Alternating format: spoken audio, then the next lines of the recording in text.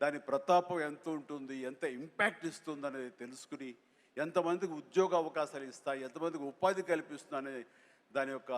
ఆంతర్యం గ్రహించి మళ్ళీ దానికి పునర్జీవనం పోసి ఇదిగో ఈ రోజు ఇంత బాగా సజావుగా సాగటానికి, ఇంత హృదయంగా సాగటానికి, ఇంత అద్భుతంగా సాగడానికి కారణమైన వారికి ప్రత్యేకించిన మనస్ఫూర్తిగా నా ధన్యవాదాలు సభాముఖంగా తెలియజేసుకుంటున్నాను. సార్,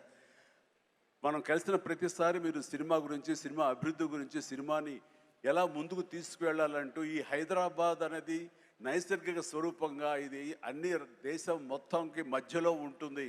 అన్ని రకాల అట్మాస్ఫియర్స్ ఉన్నాయి, అన్ని రకాల అంబియన్స్ ఉన్నాయి, అన్ని రకాల ఇన్ఫ్రాస్ట్రక్చర్ ఉంది as per cinema is concern. కాబట్టి ఇక్కడ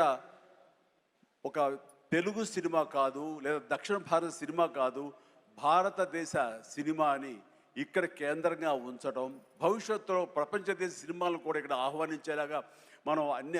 అభివృద్ధి చేయాలి, దానికి అవసరట్లుగా మేమందరం సమాయుత్తం అయ్యామంటూ దానికి ప్రత్యేకించి ఈ కార్యక్రమాన్ని, ఈ యొక్క దీన్ని బృహత్ కార్యాన్ని భట్టి గారికి అప్పచెప్పారు. వీరందరూ కలిపి ఈ మధ్యకాలంలో గ్లోబల్ సమ్మిట్ జరిగినప్పుడు అందులో కూడా అంతర్భాగంగా ప్రత్యేకించి సినిమాకి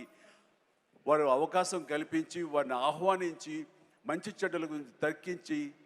చర్చించి,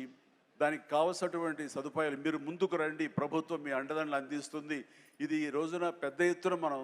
సినిమాకి పెద్దపీట వెయ్యాలి అంటూ వారు ప్రత్యేకించి సినిమాకి ఇస్తున్న ప్రాముఖ్యతకి మనందరం నిజంగా ఆయనకి ఎంతో రుణపడి ఉన్నాం. ఎందుకంటే దీని యొక్క ఆంతర్యం, దీని యొక్క విలువ గ్రహించారు కాబట్టి కేంద్ర ప్రభుత్వం కూడా వేవ్స్ అని మన